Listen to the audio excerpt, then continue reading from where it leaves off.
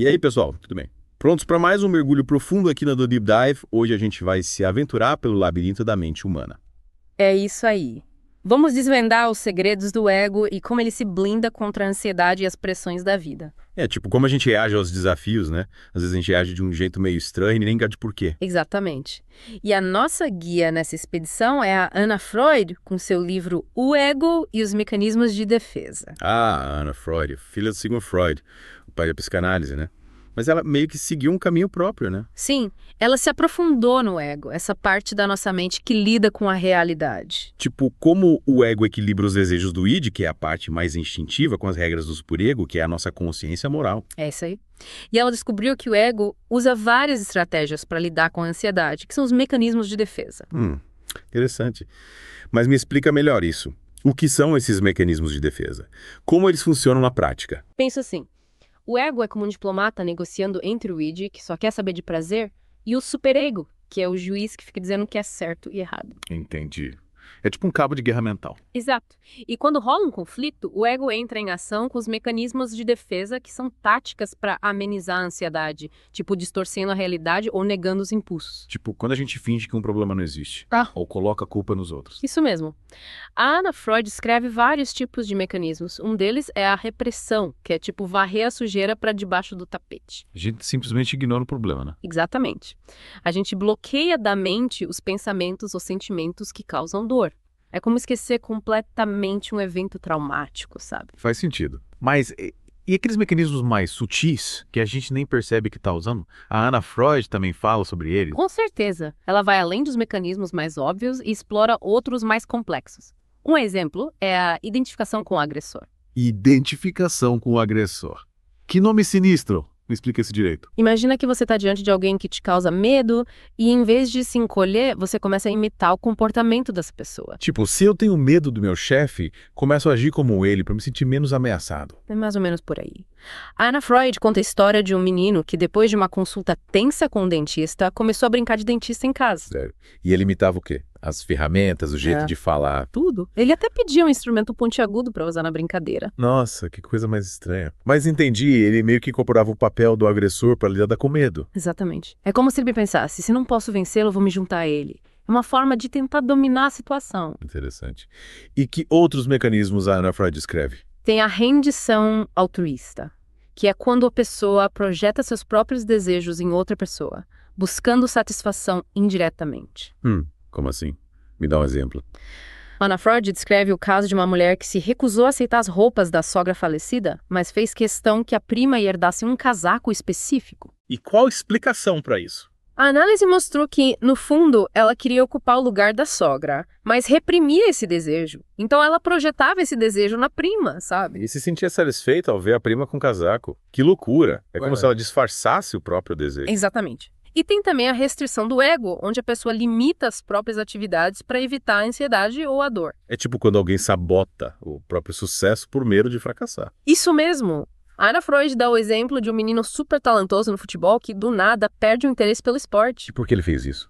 A análise revelou que ele estava, inconscientemente, evitando a pressão e a possibilidade de fracasso. Ele preferia se proteger do que se arriscar. Caramba!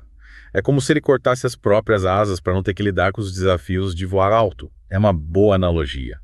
Mas a gente precisa lembrar que nem todo mecanismo de defesa é ruim. Alguns, como a intelectualização, podem ser úteis em certas situações. Intelectualização. Que nome complicado!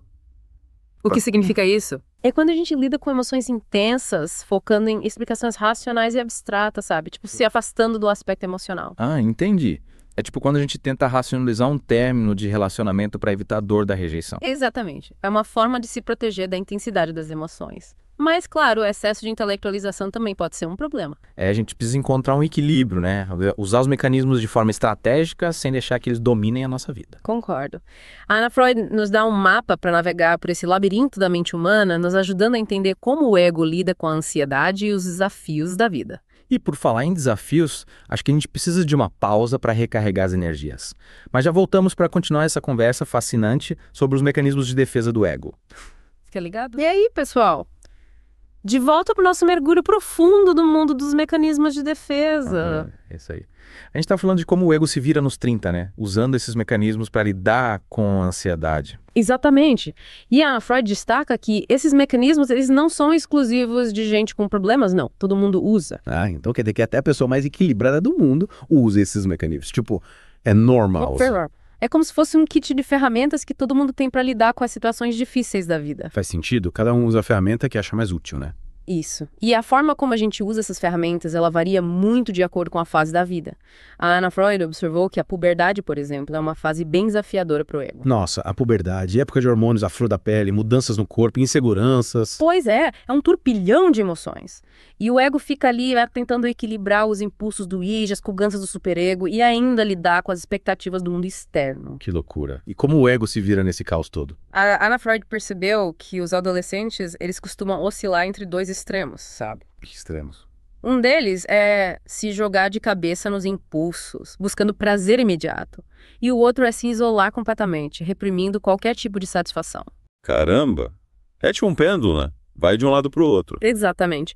É como se o ego estivesse testando diferentes estratégias para encontrar um ponto de equilíbrio. E o ambiente em volta, ele influencia nesse processo. Tipo, a família, os amigos. Com certeza. Principalmente a forma como os adultos lidam com as manifestações da puberdade.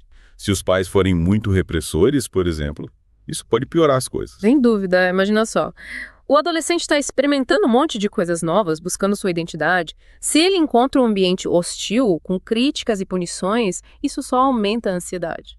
Ele pode acabar se fechando e usando mecanismos de defesa mais rígidos para se proteger. Exatamente. Por outro lado, se os adultos oferecerem apoio, diálogo, isso ajuda o adolescente a lidar melhor com as emoções, sabe? Então, o ideal é criar um ambiente acolhedor, onde o adolescente se sinta à vontade para se expressar. Isso aí. É como ensinar o ego a usar o kit de ferramentas de forma mais inteligente. Em vez de usar um martelo para tudo, ele aprende a escolher a ferramenta certa para cada situação. E essa ideia de usar os mecanismos de forma estratégica vale para todas as fases da vida, né? Totalmente. Afinal, o ego está sempre em ação, lidando com desafios e buscando formas de lidar com a ansiedade. A questão é como a gente pode identificar quais mecanismos estamos usando e se eles estão nos ajudando ou atrapalhando. Boa pergunta. Como a gente faz para desvendar esse mistério? A Ana Freud dá umas dicas. Ela diz que quando um mecanismo de defesa está sendo usado em excesso, ele começa a causar problemas na vida da pessoa. Tio, se a pessoa está sempre repetindo o mesmo padrão de comportamento, mesmo que isso cause sofrimento. Isso mesmo, é um sinal de alerta. É como usar um curativo para uma ferida profunda, alivia a dor no momento, mas não resolve o problema de verdade. Entendi. Então, o primeiro passo é prestar atenção nos nossos comportamentos, tentar identificar esses padrões que se repetem. Exatamente. E depois, buscar alternativas mais saudáveis para lidar com as situações que causam ansiedade. Mas se a gente não conseguir fazer isso sozinho? Procurar ajuda profissional pode ser uma boa. Um terapeuta pode ajudar a entender melhor esses mecanismos e a desenvolver estratégias mais eficazes. É como ter um guia para navegar por esse labirinto da mente, né? Perfeito. A Ana Freud nos mostra que a gente pode, sim, ter mais controle sobre os nossos mecanismos de defesa. E, com isso, viver de forma mais autêntica e plena. É isso aí. Acho que a gente precisa de um intervalo para digerir tudo isso, né? Mas já voltamos para finalizar nosso mergulho profundo no mundo dos mecanismos de defesa. Voltamos para a última parte do nosso mergulho. E aí, depois de navegar por esse labirinto da mente com a Ana Freud, qual a principal lição que a gente tira dessa aventura? Para que serve entender esses mecanismos de defesa, afinal? Acho que o grande aprendizado é que a gente se conhece melhor, né? Entende por que a gente reage de certas maneiras, por que faz certas escolhas. É tipo ter um manual de instruções da nossa própria mente. É isso aí. E com esse manual em mãos, a gente pode viver com mais consciência, né? Por exemplo, se você percebe que está sempre procrastinando, pode ser que esteja usando a repressão para evitar a ansiedade. Ou, se vive entrando em relacionamentos que não dão certo, talvez esteja repetindo padrões do passado. Entendi. Então não é sobre julgar os mecanismos como bons ou ruins, mas entender que eles são estratégias de proteção. A gente tem que ficar atento para não virar refém dessas estratégias, né? Com certeza. A ideia é usar os mecanismos de forma consciente, escolhendo a ferramenta certa para cada situação. E às vezes a gente precisa ter coragem de abrir mão da proteção e encarar a realidade, mesmo que dê um frio na barriga. É, tipo, aprender a andar de bicicleta sem rodinhas, né? Dá medo no começo, mas depois a gente descobre a liberdade de pedalar sozinho. Boa analogia. E a Ana Freud mostra que essa liberdade é possível. Quando a gente conhece nossos mecanismos de defesa, a gente pode fazer escolhas mais autênticas e viver uma vida mais alinhada com nossos valores. Legal. Mas como a gente coloca isso em prática? Que dicas você daria para quem quer começar a usar esses mecanismos de forma mais consciente? O primeiro passo é prestar atenção em si mesmo. Se observar, sabe? Quais pensamentos, sentimentos, comportamentos se repetem? Que mecanismos de defesa você reconhece em ação e como eles impactam sua vida? Parece um trabalho de detetive, né? Investigar os rastros da nossa mente. E depois que a gente identifica esses mecanismos, o que a gente faz? Aí a gente experimenta. Testa novas formas de lidar com as situações que causam ansiedade. Em vez de usar repressão, tenta se expressar de forma mais assertiva. Em vez de se isolar, busca apoio dos amigos. E se a gente sentir que não está dando conta sozinho? Procurar ajuda profissional é uma ótima opção. Um terapeuta pode te ajudar a entender melhor seus mecanismos e encontrar maneiras mais saudáveis de lidar com a ansiedade. Legal. A Ana Freud nos ensina que a gente tem o poder de escolher como usar as ferramentas da nossa mente, né?